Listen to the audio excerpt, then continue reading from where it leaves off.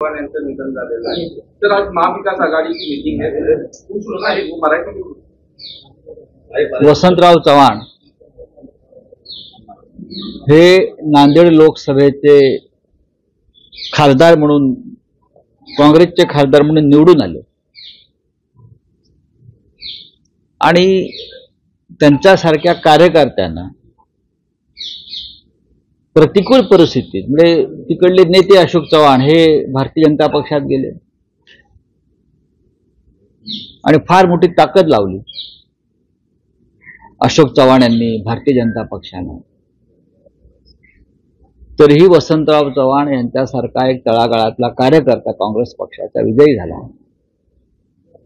आम्ही सगळे त्यांच्या प्रचाराला गेलो. उद्धव ठाकरे साहेब गेले, आम्ही गेलो सगळे.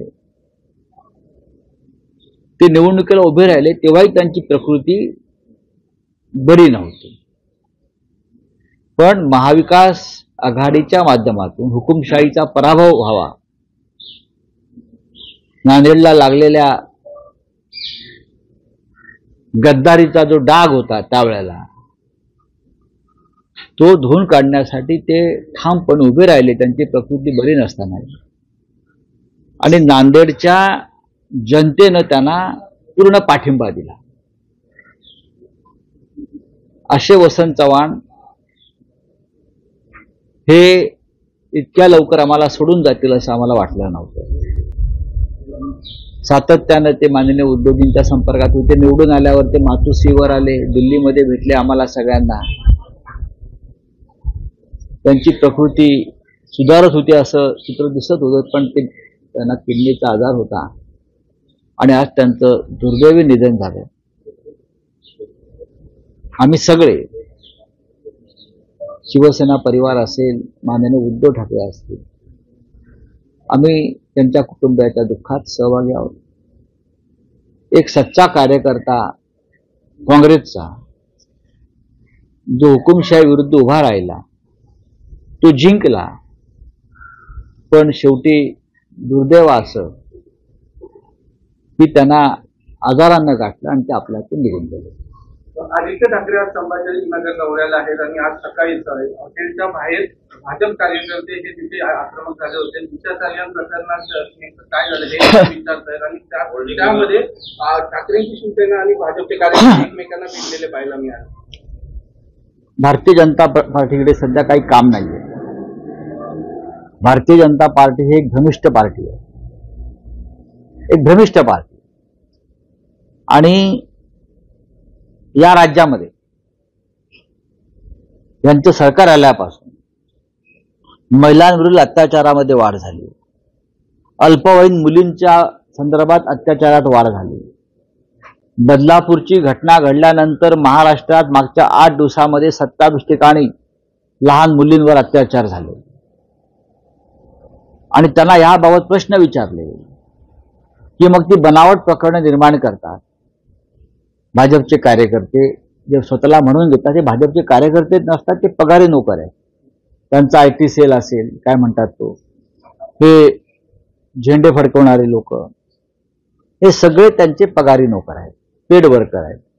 आणि मग ते अशा प्रकारे महाविकास आघाडी संदर्भात ज्या भूमिका घेतात त्या पूर्णपणे बनावट आणि खोटारड्या आहेत.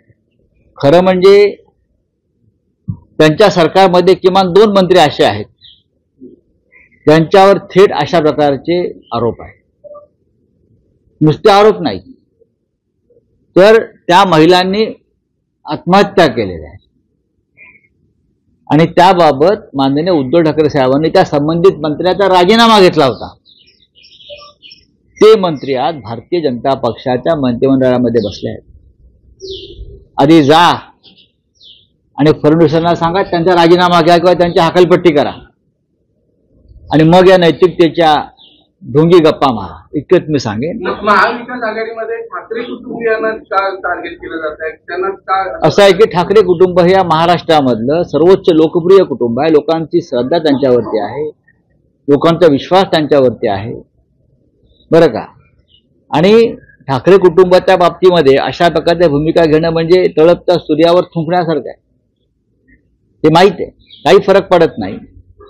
त्याच्यातून तुमचेच मुखवटे गळून पडतात. मी सांगितलं ना, तुमच्या मंत्रिमंडळात 2 मंत्री असे आहेत ज्यांच्यावर अत्यंत गंभीर स्वरूपाचे महिला अत्याचाराचे आरोप आहेत.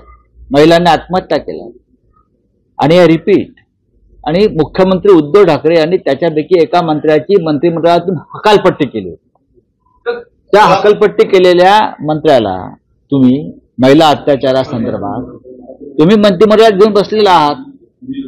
हे जे कोणी निदर्शनं करतात आमच्या विरुद्ध, त्यांनी देवेंद्र फडणवीस, नरेंद्र मोदी बरं का काल जळगावातून महिलांना न्याय देण्यासंदर्भात भाषणं ठोकून गेले ना, त्यांना सांगा तुमच्या मंत्रिमंडळात महाराष्ट्राच्या जे मंत्री बसलेले आहेत आधी त्यांच्या संदर्भात न्याय करा. त्यांचं नाव संजय राठोड. नरेंद्र मोदी जळगावात होते आणि भाषणामध्ये सांगतायत महिला आणि मुलीवर अत्याचाराचं कडक कानून आम्ही केलेलं आहे. ते आधी तुमच्या फडणवीस यांच्या मंत्रिमंडळात जे एक मंत्री आहेत ज्यांच्यामुळे एका महिलेनं आत्महत्या केली, सर्व पुरावे आहेत त्या संदर्भातले, असं देवेंद्र फडणवीस म्हणत होते विरोधी पक्षात असताना, विरोधी पक्ष नेते असताना संजय राठोडच्या विरोधात. ते आता गृहमंत्री आहेत. मग काय झालं? तो कानून, तो कायदा, ते पुरावे. एक प्रश्न पुण्यामधला एका पोलिसावरती कोयत्याने हल्ला करण्यात आला, हे किती गंभीर? हा पोलिसांवरचा हल्ला नसून कोयत्याचा, हा गृहमंत्री देवेंद्र फडणवीस यांच्यावरचा कोयता हल्ला आहे. गृहमंत्री देवेंद्र फडणवीस यांची कायदा आणि सुव्यवस्था कशी माती खाते आहे महाराष्ट्रामध्ये, पोलिसांवर हल्ले होत आहेत कोयत्याने. हा देवेंद्र फडणवीस यांच्यावरचा हल्ला आहे. फडणवीस यांनी राजीनामा दिला पाहिजे. त्यांचे पोलीस सुरक्षित नाही आहेत आणि ते आमच्या सुरक्षेच्या गप्पा मारतायत. त्यांचे पोलीस सुरक्षित नाही आहेत, त्यांचे हवालदार खाकी वर्दीतले लोक सुरक्षित नाही आहेत. आणि आम्हाला सांगतात आम्ही तुमचं रक्षण करू म्हणून, आमच्या बहिणींचं रक्षण करणार आहे. पुण्यामध्ये सातत्याने ड्रग्स प्रकरण असू दे, कोयत्याचे हल्ले असू दे, पुण्यामध्ये सगळ्यात जास्त अंमली पदार्थाचा व्यापार आणि व्यवहार आज होतोय आणि ते हप्ते कुठपर्यंत जात आहेत हे आपण अनेकदा पाहिलेलं आहे. ललित पाटील प्रकरणातले खरे सूत्रधार कोण आहेत हे आपण पाहिलेलं आहे. पोर्शे प्रकरणात कार पोलीस आणि सगळी व्यवस्था यंत्रणा कशी विकली गेली हे देवेंद्र फडणवीस यांना माहित नाही का? पुण्याचे पालकमंत्री काय करतायत विचारा पालकमंत्र्यांना जाऊन. ते गुलाबी कपड्यात सध्या फिरतायत ना, हे गुलाबी कपड्यात फिरतायत, पण पोलिसांच्या डोक्यावर कोयत्याचे वार होत आहेत. ते रक्त मात्र लाल आहे सामान्य जनतेचे. नाना पटोले सांगितलंय की गुंडांना ही सुरक्षा भेटते आहे, पण भाजपकडनं मला धोका आहे, मला सुरक्षा भेटत नाही. सर्व विरोधी पक्षाच्या नेत्यांची सुरक्षा काढून घेतली आहे, सगळ्यांची. आमची काढली. आणि सुरक्षा कोणाला दिली आहे? गुंडांना. जे पक्ष सोडतील तो कोणी असू दे, गल्लीतला पुढारी, त्याला 4-4 गनमॅन घेऊन ते फिरतात देत आहेत. जे महाविकास आघाडीतल्या नेत्यांना शिव्या घालतील त्यांना सुरक्षा दिली जाते. सुरक्षा या देशाची, राज्याची कायदा व्यवस्था, पोलीस व्यवस्था पूर्णपणे कोसळलेली आहे. पोलीस हे भारतीय जनता पक्षाचे पगारी नोकर झाल्यासारखे वागत आहेत. आणि देवेंद्र फडणवीस यांच्या गृह खात्याच्या काळामध्ये आमच्या पोलीस खात्याचं पूर्ण अधपतन झालेलं आहे. भ्रष्टाचार प्रचंड बोकाळलेला आहे. पैशाशिवाय बदल्या आणि बढत्या होत नाहीत या खात्यामध्ये. इतकी दुरावस्था या खात्याची कधीच झाली नव्हती. शेतकरी आंदोलनादरम्यान बलात्कार आणि हत्या घडल्या असं वक्तव्य कंगना केलंय. त्यासोबत म्हणतायत की बरं आलं केंद्र सरकारने कृषी कायदे मागे घेतले. बघा, कंगना राणावतला तुम्ही फार गांभीर्याने घेऊ नका. भारतीय जनता पक्षाचे जे लोक आहेत बरं का, त्यांना काय तिच्याविषयी करायचे करू द्या. आम्ही तिला फार गांभीर्याने घेत नाही. खरं म्हणजे हे जे वक्तव्य आहे, शेतकरी आंदोलनामध्ये महिलांवर अत्याचार झाले असंच म्हणते ना ती, या बलात्कार झाले, याची चौकशी व्हायला पाहिजे. आणि पोलिसांनी कंगना राणावतचं रिसर स्टेटमेंट घेतलं पाहिजे आणि त्या स्टेटमेंटवरती आम्ही मग पार्लमेंटला चर्चा करू. केंद्राची पेन्शन योजना राज्यात लागू होणार आहे. निवडणुका आहेत त्याच्यामुळे अशा लोकप्रिय योजनांच्या घोषणा काही काळ केल्या जातात. थँक्यू. सर, लाडकी दीदी सम्मेलन हुआ कल, प्रधानमंत्री ने कहा महिलाओं के जो खिलाफ क्राइम हो रहा है उसके हमने कानून बनाया, सख्त कानून है, मौत की सजा दी जाएगी, कैद दिया जाएगा, क्या कहना है? प्रधानमंत्री जी कल महाराष्ट्र में थे। लखपति दीदी हमारे बहनों को लखपति बनाने के लिए यहाँ उनकी सरकार है, वो 1500 रुपया दे रही है और वहां मोदी जी लखपति बनाने की बात करते। एक बार साथ में बैठो मुख्यमंत्री के साथ, और क्या निर्णय है? 1500 रुपये में आपको